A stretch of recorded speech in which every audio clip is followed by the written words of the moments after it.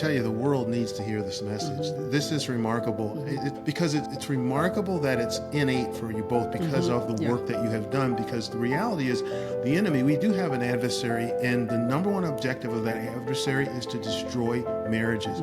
If you get the marriage, the kids are collateral damage, and it can be a generational thing. So the fact that you guys are modeling this before your children, you are raising up strong children, and this will actually be replicated in their life. It's really powerful. They won't know anything.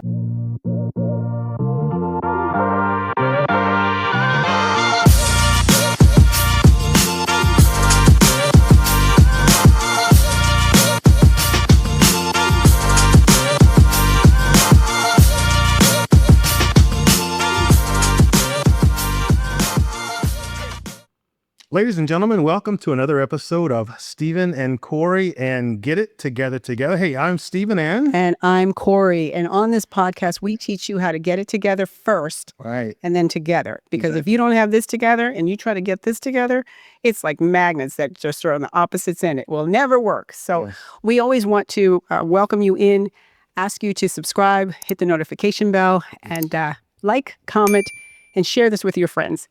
Now, today, get ready, folks. You guys know we love to have guests on, right? Yeah. And we have had phenomenal guests. Yes. We have had marriages that are But today might be the best ever. Okay, people will watch that. I won't blow the cover. But we've had couples on that have been married 10 years, and they say, oh, we've been through it. And we're like, you haven't been through anything yet. Yeah. And then we've had couples that have been married 54 years, and they look like they are just newlyweds. And by the way, this has been my girlfriend for 44 years. Yes. Right? Yes. We met in college. Yes. Married 42, known her for 44. Still getting better and better. And we still like each other. I didn't like her at first. But. Yeah, I didn't like him either. So that's okay. So today on our podcast, we have a beautiful couple, beautiful in the heart as well as in the outside, inside and outside. Yes. Steve and Pasha Carter, and we're going to do a little intro. Stephen, you want to read a little bit of their bio, but most of their bio, we're going to talk with them. Right. So here's a little heads up about them. Well, so first, meet Pasha Carter, from NFL cheerleader to multi-million-dollar business icon. She turned a $500 seed into a thriving empire. Wow. An award-winning branding and marketing expert, she's been featured on ABC, NBC, and Fox, and she serves on the Forbes Coaches Council and sits on Forbes magazine expert panel. Woo-hoo. Okay, Steve. What's Steve got behind him? He's got... Jeez. I bet his is equally as powerful. Well, so meet Steve.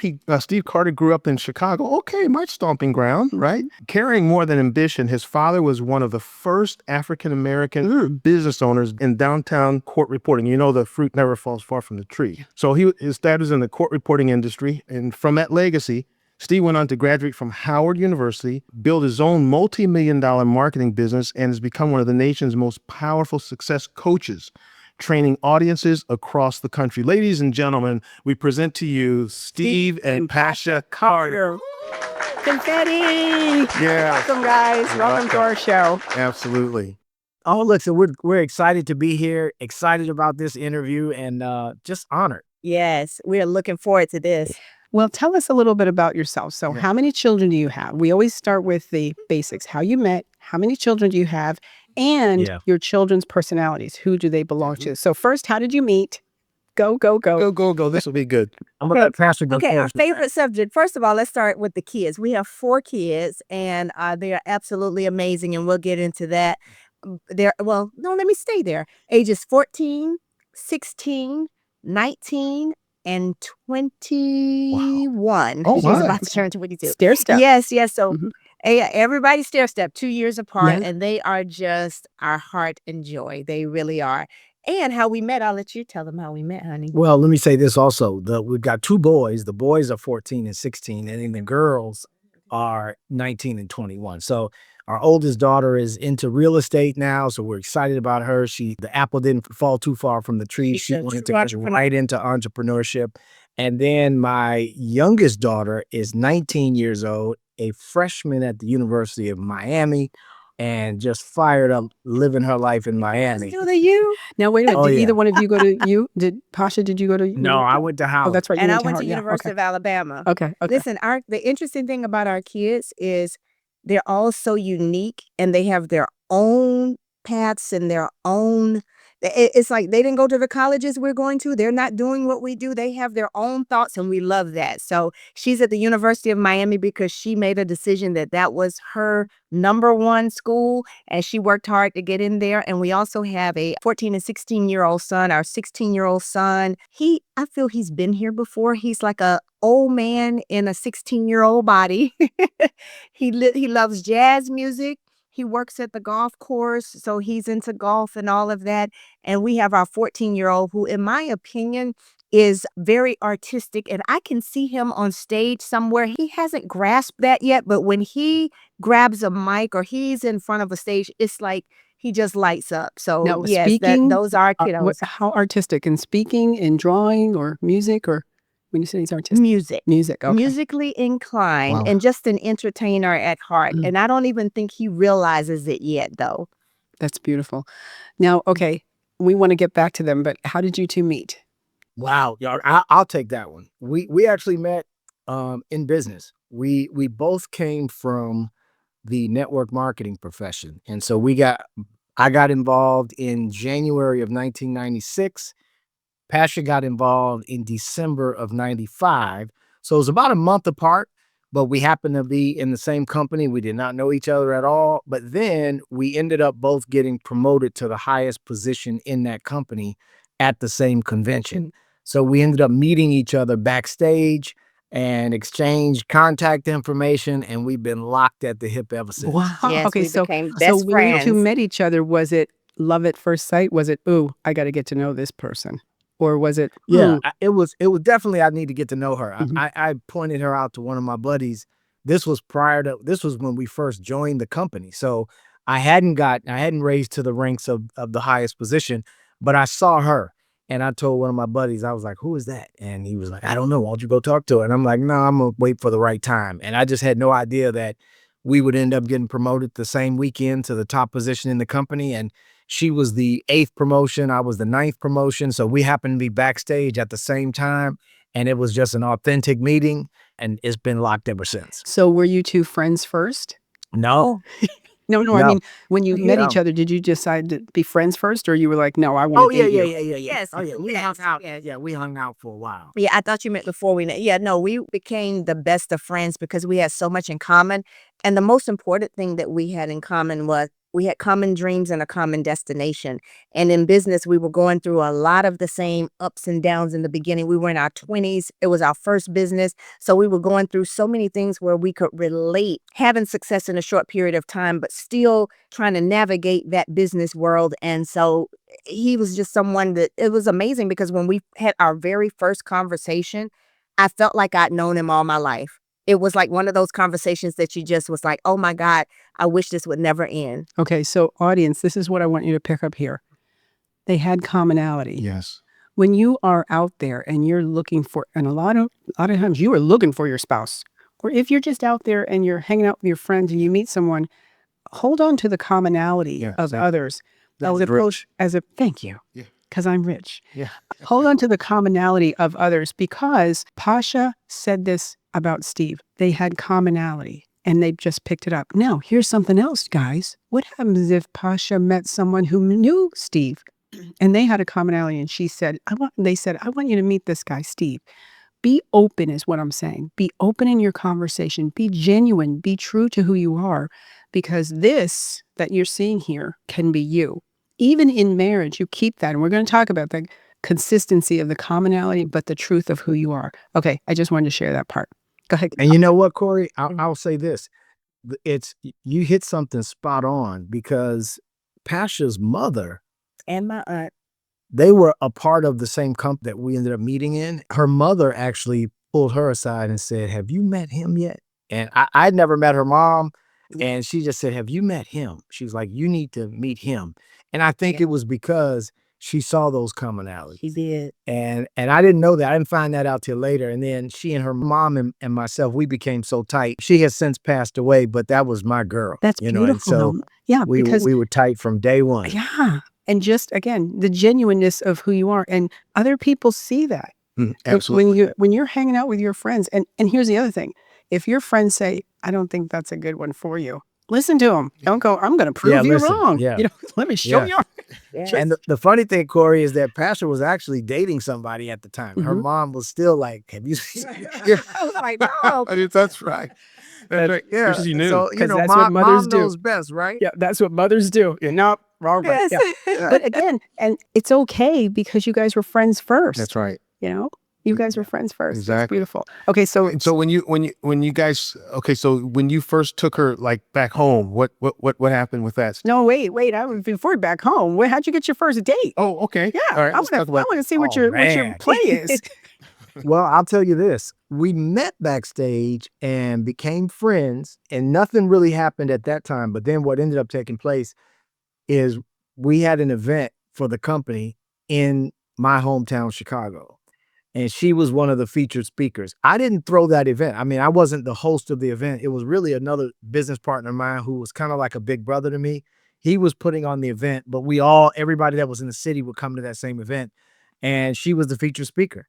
I was anticipating that event. I was excited that she was coming, but we were both kind of in other relationships at the time. And so then what ended up taking place, and I've never told this on a podcast. Oh, let us have it. But what ended up taking place was that next morning, my buddy called me and said, hey, this was before Uber. This lets you know it was a while ago. Yes. But he was like, listen, can you take Pasha to the airport? I'm like, absolutely. Yes. Now, at the time I was at my girlfriend's house and I looked at her and I said, hey, I was just asked to take Pasha, the host of the event. They want me to take her And to your the airport. girlfriend Do you said the wanna pretty ride? one, and you said no, not the pretty one, not the pretty one. No, she knew exactly who she was because she was a part of the company as well. But I asked her if she wanted to go, and I can say this with all due respect, big mistake, because she said, "No, you can go ahead and take her." And I was like, "Okay." And I was kind of glad because I wanted to just get to know her a little better. And yeah, I took her to the airport, and that conversation changed everything. Really? Oh, Yeah. Because beautiful. you know what? During that conversation, Wait. How Um, long was the drive to the airport? About 40 yeah, it minutes. was about Oh, 40 that's minutes good. in Okay, traffic. okay, yeah. Yeah, it was about a 40-minute. Yeah, it was from the south side of Chicago to O'Hare. So it was a good, nice drive. Yeah.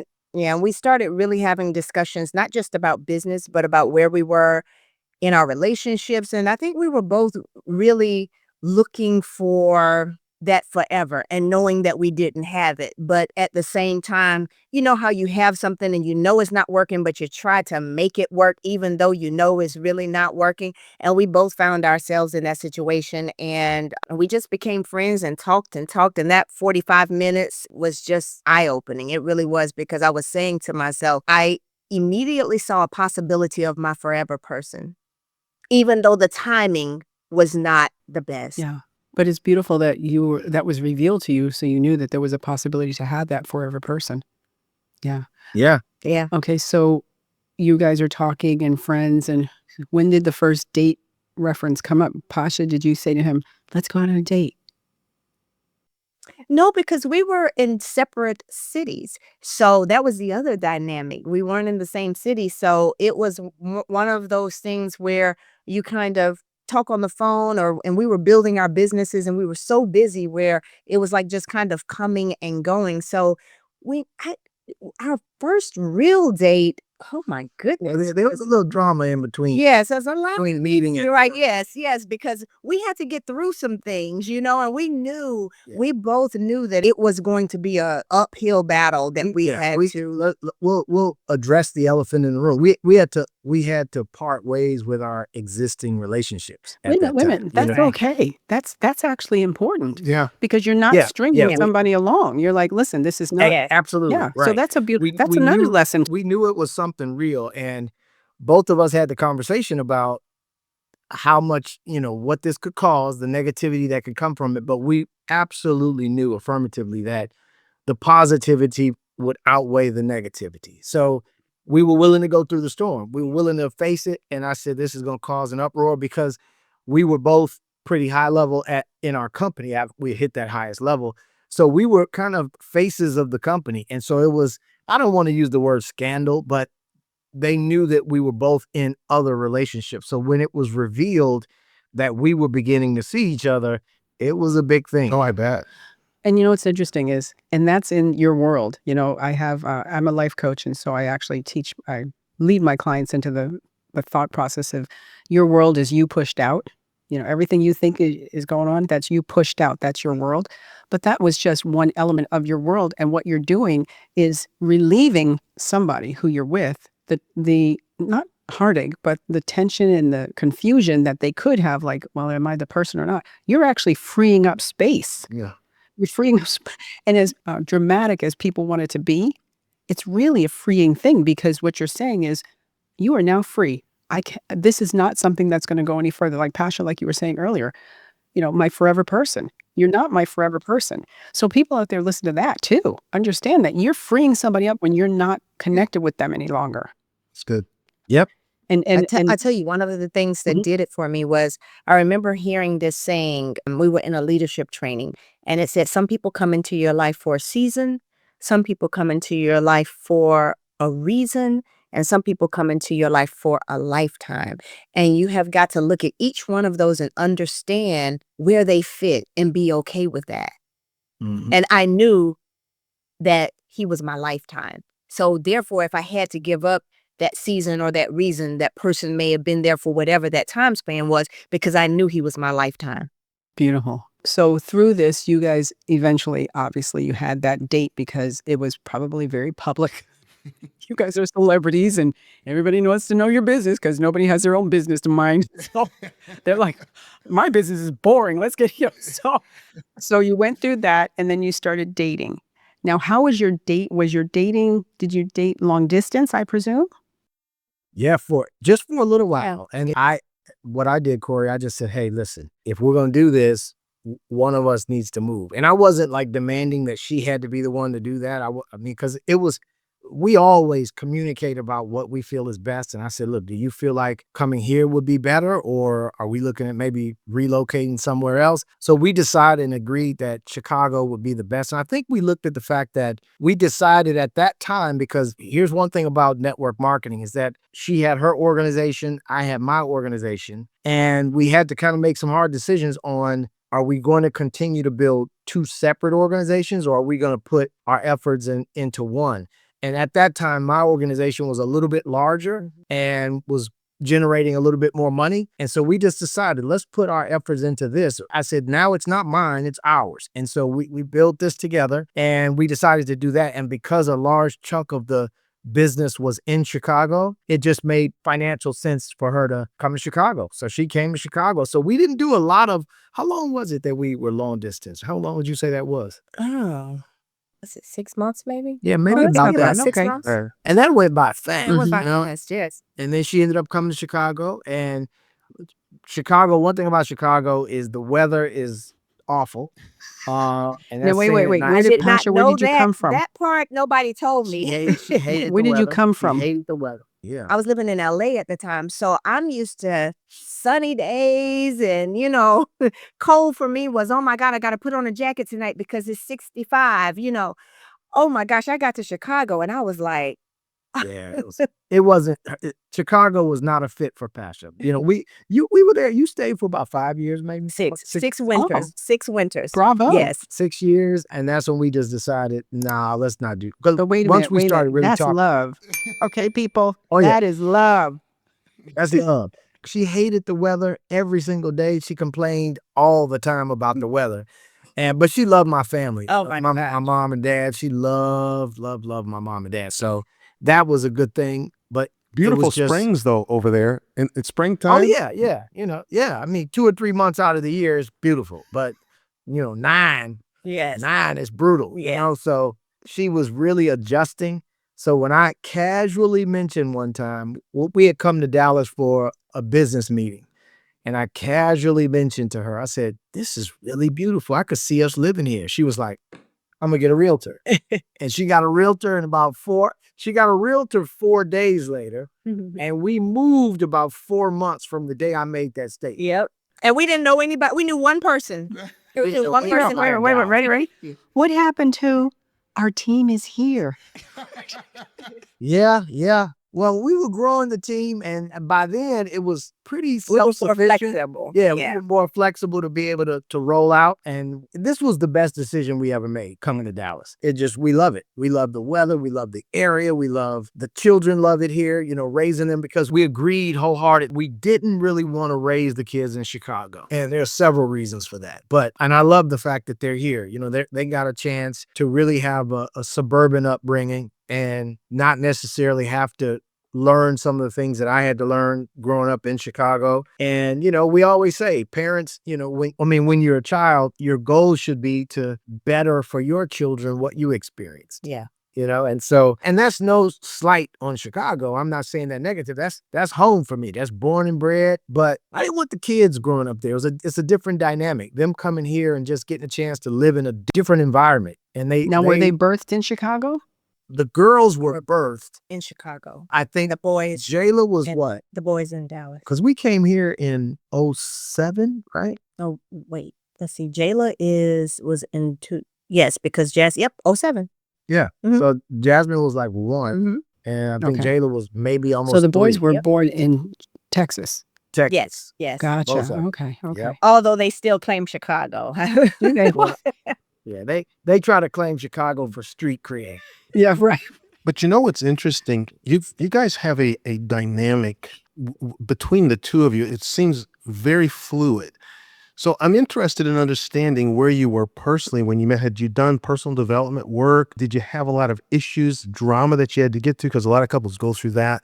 So can you guys speak to that a little bit? What created this harmony? Mm. You know what? I'll take that one because I will say when we first met, because of the dynamic of the business we were in, personal development and growth was number one. Like I would wake up in the morning listening to Tony Robbins, Brian Tracy, Dennis Waitley, Psychology of Achievement, Dr. Dennis Kimbrough, Think and Grow Rich, a Black Choice, Napoleon Hill. We flooded ourselves with becoming the best because we understood in order to succeed in business, especially in our 20s, that we had to become the best version of ourselves possible. So I really attribute that to our relationship being as easy for us because we worked on ourselves first. So for us, I learned how to communicate. I learned how to overcome obstacles. I learned how to say I'm sorry. I learned how to own my own stuff. I learned all of these things. So I worked on Pasha. So instead of two halves coming together and we complete each other, no, we completed ourselves before we came together. So it was much easier for us to be able to communicate and succeed with our relationship. And that's the get it together. You got to get this together Yes. first. Yeah. That's beautiful. So now your children are growing up and you're running your network marketing business, correct? No. Right time. Yeah. Oh, back then, yes. back Okay, then, yeah. Back then. Yes. Okay. Yeah. So you're both available to be there for the children. We don't have one parent in an office. That's a beautiful thing too, Point. which I wanted to go back to. You said your oldest daughter has an entrepreneurial spirit. Is it oldest daughter or the second one? Oldest, yeah, she's doing real estate. And so when our children get to see us live a life of produce, bringing your gifts to the marketplace and yielding those gifts enough so that the marketplace yields you back the recipient, which is the finances, to live a lifestyle that your children say, I'm comfortable. I like my lifestyle. I probably don't want for much. I can do this too. That's a beautiful Right. thing. You've laid down a pattern. Yeah. Most entrepreneurs, that's the only way your children are going to see a pattern is Yeah. if you are laying down that pattern. And it could be a pattern of struggle as an entrepreneur, and it could be a pattern of fulfillment. But it's a beautiful Yeah. thing that your daughters Yeah. picked it up and said, I can do this too. I want to do my own thing too. Yeah, Kori, we've always said that we wanted to make sure that the children never had to look past the front door to at least see a role model of an entrepreneur. And that's what they were fortunate enough to see. They had a front row seat to us being home every day but we would work. I'd be in my office, Pasha would be in her office, and we had to work, but at the same time, we were there. We were very present. And, I think that every entrepreneur or aspiring entrepreneur, they're going to learn that it may look one way, but it's real work going on. I mean, Yeah. there is no lottery mentality when you're really building something. Right. And so, absolutely. And so right now, Jayla, our oldest daughter, she's learning that. She's learning to eat what you kill. You know what I mean? That type of mentality. And that entrepreneurship is not easy. It takes a certain temperament, a certain mindset, And some people, we always say, I don't look at entrepreneurship as something that everybody should do. Right. Because I believe there are people that are far more comfortable and far more productive and fit more in an employee situation. And there's nothing wrong with Nothing that. wrong with that at all. We need it. But We need it all. We need it all. But just because you can, open up skies being the limit in terms of what you can do from an entrepreneur standpoint, not everybody is built for that. No, no. And It's I'll true. tell you, I had to learn that over the years because I remember when I was younger, because of the nature of our business, I could not understand because of the way I was wired. I couldn't understand how someone would actually enjoy going to a job, clocking in and doing that every single day and retiring. I could not understand it. So I used to try to pull everyone over to say, if you could just see entrepreneurship, if you could just understand it, you know. And I thought that the more that I talked to, the more persuasive I was, I would help them have this epiphany. And then one day I realized, wait a minute, this is your destination. This is for you, but that doesn't make it for everyone. And I'll never forget when that happened to me. It was so freeing because I used to think that my whole job was to convince people why they should be entrepreneurs, not realizing my job is to find those that want to be entrepreneurs, that are cut out to be entrepreneurs, and to help them thrive in that space. Exactly. That's beautiful. That's beautiful because you're putting a square in a hole. You're trying to, That's right. and we need all the squares and we need all the holes. That's so exactly right. It's a beautiful thing. Okay, so now you have these children and their personalities are, do you see yourselves in them? Oh, absolutely. I would say the two that remind me of me are my oldest daughter and my oldest son. And the two that remind me of me Are the other two. are the two other ones. Yes, my youngest son, first of all, he looks just like me. We're twins. And my youngest daughter is like, she is just reminds me so much of me. They're more like Steve is very analytical, not very, but more analytical than I, more, me, I am the big picture, fun, enjoy life, all of that. And that's Justin and Jasmine, my University of Miami. She's doing all the stuff that I did, cheerleader, enjoying her life, social media influencer, all of that, model. She's doing all of that and just enjoying herself. Yeah. The two of you do make a whole. You're both 100%, but one of you is right brain and the other one's left brain, which brings the whole brain together, right? Yep. Yeah. Exactly. Yeah, that's beautiful. And as far as your relationship goes, do they see themselves in you? Do they say, yeah, I know I'm like my dad there. I see my mom in my... Jayla said it all the time. Yes. Does. Yes. She calls herself my mini. Yes, she does. Yes. Yeah. We've got Yes. one. Yes. But isn't it beautiful though? It's beautiful. Oh, And It they is. grasp it. They're not in regret. They're like, I'm my dad's mini me. Yes. Yes. It's Yep. a beautiful Yes. thing. Yeah. Yeah. Yeah. She says it with pride. Yeah. So we got to the children. Now, my next question for you is, how do you guys always go with communicate? That really is the foundation of our relationship, Kori. We established right up front that communication was number one priority when it comes to the foundation, meaning if there's something bothering you, please tell me. If there's something I've done, even if it's inadvertently, please tell me, and vice versa. And we've made a conscious decision to never go to bed angry with each other without at least discussing it, because it doesn't mean we haven't had disagreements in terms of Pasha believing one thing and I'm believing something different, or I see it a different way. But in 24 years of being together, we've never had an argument, like a big argument. We've never had a yell at each other. We've never had a disrespectful, verbiage, nothing ever. And a lot of friends of ours just don't believe it. And we're like, why would we make that up? We don't fuss. We don't argue, because if there's ever something that happens, here's what I know, and here's what I know she knows, and here's what I know about her. Neither one of us are ever going to do something intentionally to hurt the other. So it doesn't mean we're not perfect. I mean, it doesn't mean we're perfect. Right. Doesn't mean we won't make that mistake of hurting someone's feelings or making them feel a certain kind of way. But if and when that happens, the first thing is to own it. And I'll give you an example, Steve and Kori, is when I talk to the kids, I always talk to the kids. I used to tell my two boys when they were young, because boys were different from girls. They were always at it, right? And they're 5, 6 years old, right? But they would argue, what have you. And if my younger son would come in the room crying, telling me what Steven did, I go into the room to address Steven to figure out what happened and why is he crying. And Steven would act like I didn't do anything. And I would say, listen, man, you may not feel you did anything, but whatever you did, look at the results. Right. So I'm not asking about your intention, Steven. I'm asking you about, what do you feel you did that would get this result? Because you need to apologize for what you did not intend, which is the results of hurting his feelings, man. He's over here crying. So even though you may not think it's a big deal, he absolutely feels it's a big Yeah, deal. And I had to teach them that. And so I But think wait a it was minute, where did you because learn that? Yeah, Steve? exactly. Where did you learn that?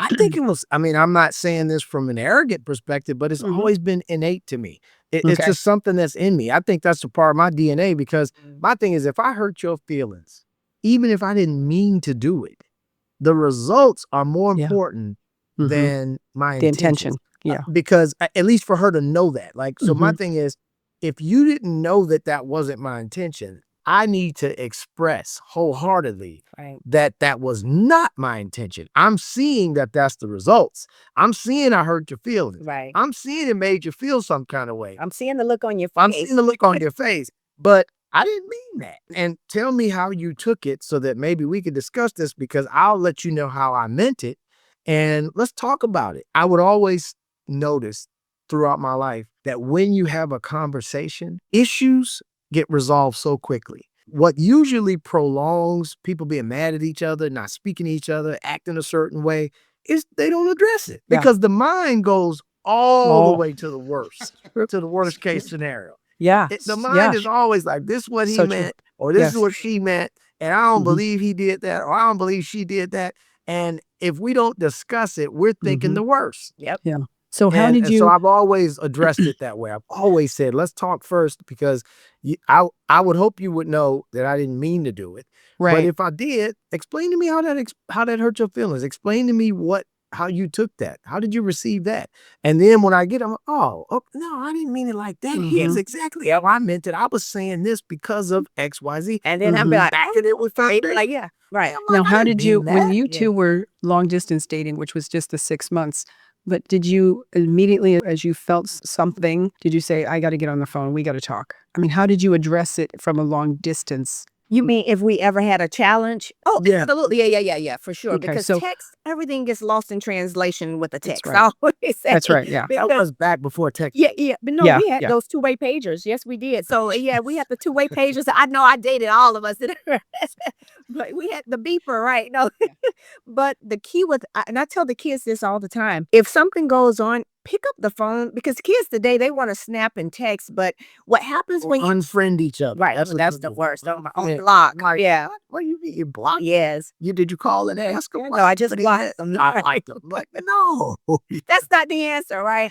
But the problem with a text is the person reading the text. What happens is they internalize it based on how they feel. They interpret it based on how they feel, not based on how you meant it. So that's why the importance is to have that conversation, so they can hear your inflections, they can hear what you mean. Because I have seen so many times people read a text, and it could be a simple text, and they're reading it and their inflection as if the person is angry, and the person is actually not angry on the other side. Maybe you're angry and receiving it that way. So that's why it's very important to have the conversation on the phone. And, that's why I tell kids today, you guys shouldn't have a problem. Y'all have FaceTime. You can talk. You just got to choose to. Nip it in the bud quickly. Yeah. But Now, that's hard. Pasha- And most people don't want to do the hard It stuff. takes a level That's of right. They maturity don't. for that. Yeah. And so Pasha, now while Steve is being conciliatory and is just flowing with him, is that the same for you? Yes, because I don't like it when people try to hurt people because they're hurt. Hurt I've people, hurt always people. heard that old saying. I remember the hurt Pasha, the broken Pasha.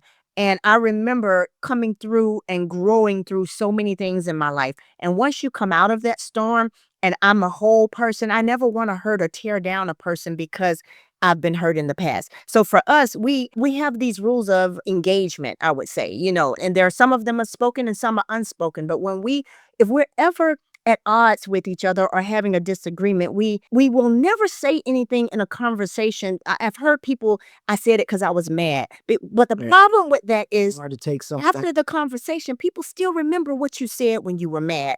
So we don't say things that will hurt or things that we don't mean or something to poke at you because we're upset, because I know when it's all said and done, that person's still going to remember that after we move on.